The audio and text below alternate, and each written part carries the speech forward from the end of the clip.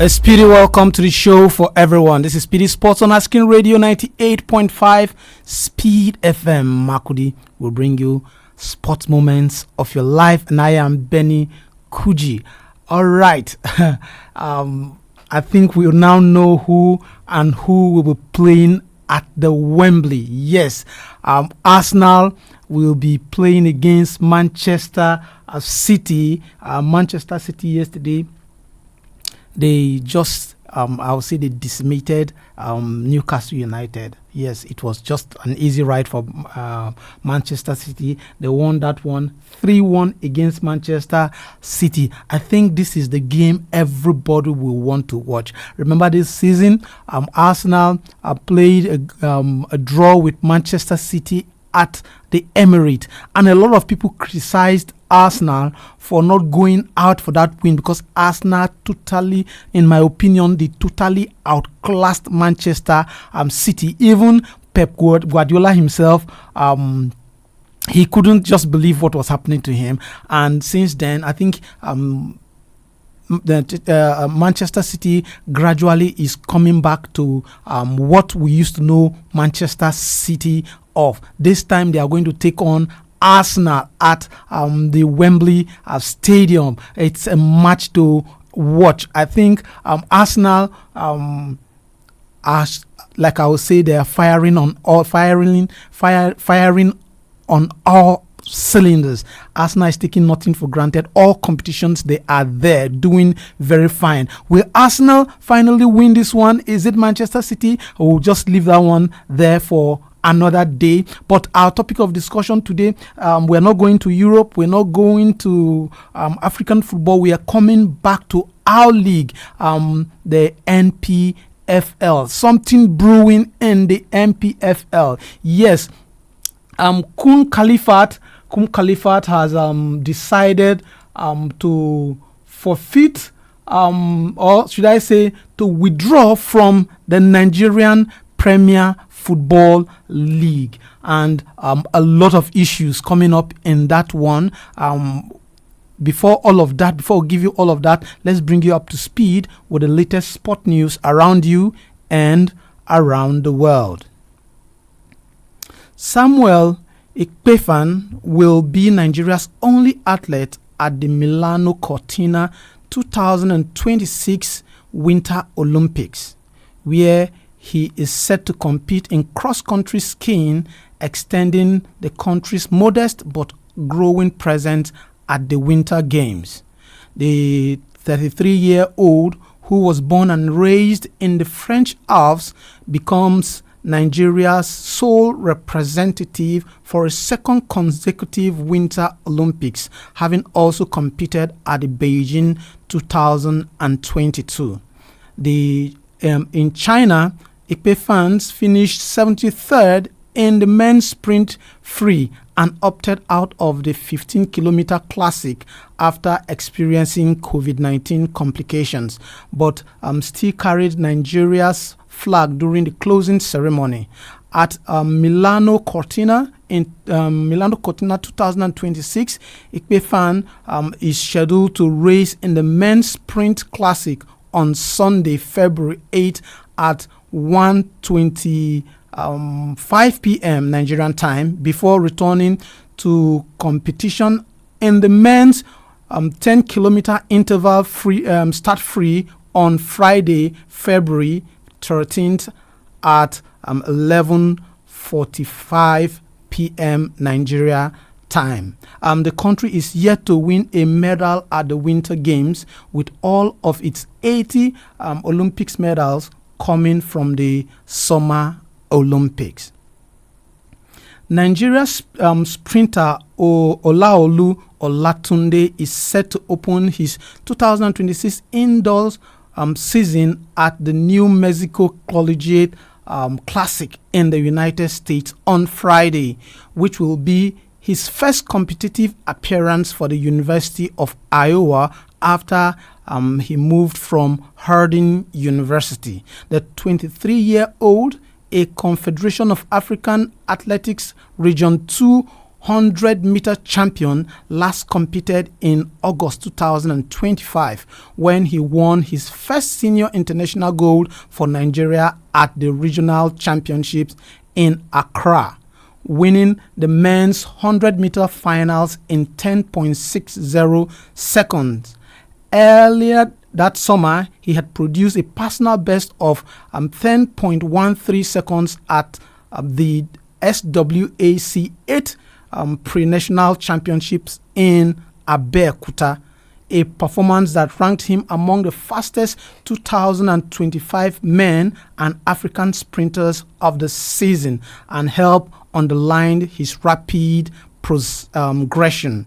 The Nigerian enter the event ranked among the world's top performers this season and is currently fourth in the World Athletics Indoor Tour Gold standing as he continues his push towards qualification for the World Indoor Championships in March. And back to our topic of discussion. Kalifat FC have announced their immediate withdrawal from the Nigerian Premier Football League (NPFL) following disciplinary action taken against the club for failing to honor its matchday 24th fixtures against El Kanemi Warrior. The controversy arose on Monday when the newly promoted side, who currently sit at the foot of the league table, failed to appear for the scheduled match. In response, the NPFL board charged Kalifat with violating the league's framework and rules. As part of the sanctions, the league deducted 3 points and 3 goals from Kalifat, awarding them to El Kanemi Warrior. The club was also handed a suspended fine, underline that a suspended fine of 10 million naira, which will be enforced should a similar offense occur before the end of the 2025-2026 season. Kalifat were given 48 hours to appeal the ruling. However, instead of lodging an appeal, the club issued a statement on Wednesday night confirming its decision to withdraw from the league. In a strongly worded statement signed by the club's chief executive officer, Michael Amafula, Kalifat maintained that their absence from the fixture was due to circumstances beyond their control and that the NPFL had been informed in advance. The club accused the league of disregarding its communication and acting unfairly in rescheduling the fixture and imposing sanctions. Kalifat concluded this announcement by confirming their withdrawal from the competition, citing that citing what they described as a lack of fairness in league administration and calling on NPFL to review its policy while urging fellow teams to demand greater accountability from the league management. And now my question is, did the NPFL do the right thing by sanctioning Kalifat, going by the fact that Kalifat couldn't go for this match? They wrote the NPFL 3 times that they cannot honor this match because they were having issues within them, monetary issues, their car broke down and stuff like that. And the distance between the match they played, the last match they played, and the other match that will be played in El Kanemi, they can't make it. They wrote to the NFF 3 times and the NFF didn't reply. And then the next question is Kalifat also right to quit the NPFL over the disputed sanction? That is our question today. That is our question today. The numbers to call, I'll go straight up. The numbers to call is 0808 427 5464. I'll take the number again, 0808 427 5464. And you can also comment on our Facebook handle. The Facebook handle is Asking Radio 98.5 Speed FM Makudi. When you comment, I'll be here to read your comments live. Okay, now let's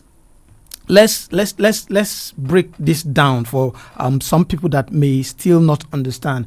The situation with Kalifat FC is a classic case of private club struggles in the Nigerian Professional Football League. We have, I think, 3 or 4 clubs that are privately owned in the Nigerian Professional Football League, and Kalifat seems to be one. They were promoted last season. Okay, we have a caller already. Hello. Good evening, Benny. Good evening and welcome to the show. This is Gondemos. Okay. Okay, Gondemos, tell us something about our league. Kalifat were put out of the competition because, according to them, they wrote to the Nigerian Football Association, to the MPFL, for about 3 times. Yes. So they didn't reply them. So they did not honor the rescheduled match. Yes. So MPL fined them.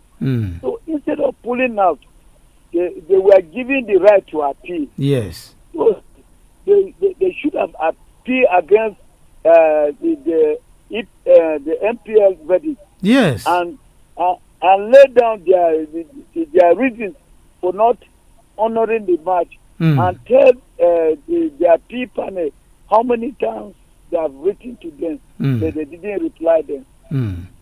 They didn't do so. So pulling out is not the best. So and Nigerian Football Association too were at fault. With my own observation, because they wrote to them, they would have replied them. Yes. They didn't do so. So, in fact, both of them are at fault. Both of them are at fault. Okay, now, yes. Going forward, do you see this actually affecting the image of our league? Yes, it will affect, because we are not realistic. Writing at the right time. They complain to them through writing. So if they were not satisfied with their excuse, they would have written to them. Taking this action will make other teams not to be convenient with the attitude of the officials. All right. Thanks for that one.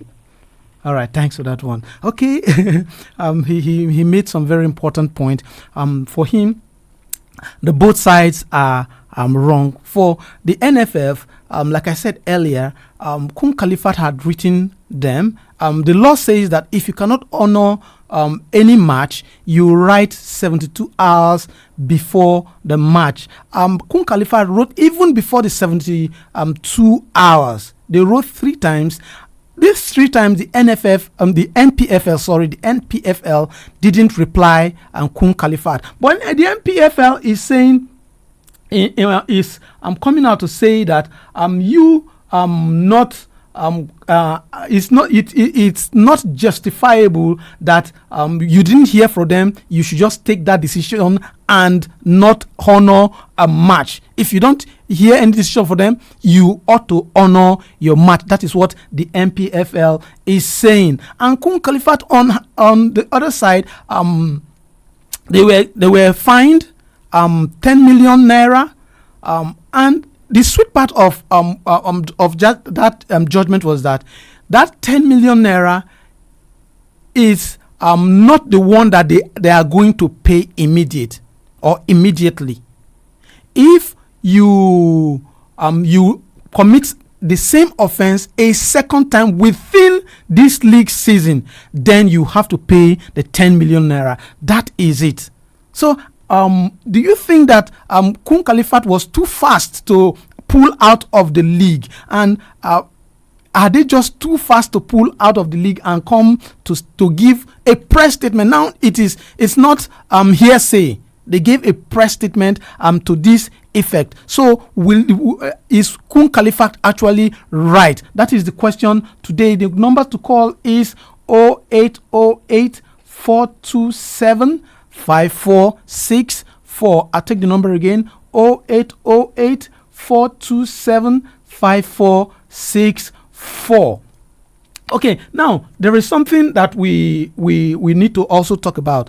The owner of Kalifat, Michael Emefule, once said that you need close to a billion naira to run a club for the season.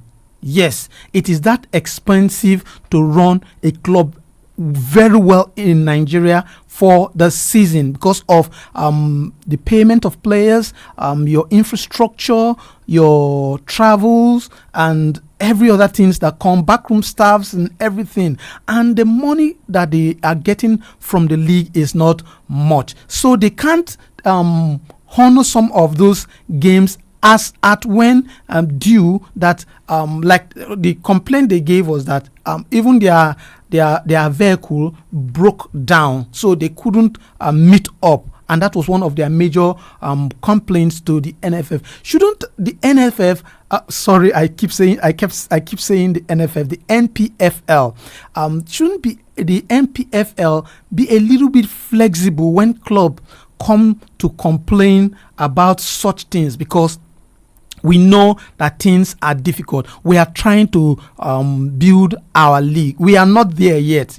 We all agree that we are not there yet. We don't have clubs that have their private jets that can take their players anywhere and come back, and then everything, the money is there. We don't have them. So shouldn't the NFF be the NPFL be more considerate when clubs come out to complain about these things? That is my question to you, rather than just taking that stand that if you cannot do this, this is your punishment. This is your punishment. Shouldn't the NPFL be a little bit flexible rather than being this rigid? That is my question. The numbers to call once again is 0808 427 5464. I'll take the number again, 0808 427 5464. Don't forget, you can also comment on our Facebook handle. The Facebook handle is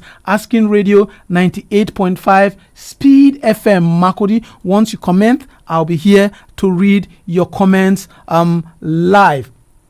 Now, Kalifat, they failed to honor that match day for 24th fixture against El Kanemi Warrior, and the law says that for failing to show up for a match without an official approved postponement, it is an automatic breach. And the penalty, the NFF awarded 3 points and 3 goals to El Kanemi Warriors and slapped the club with a 10 million fine. Although this fine, this is the sweet part of it, although this fine is suspended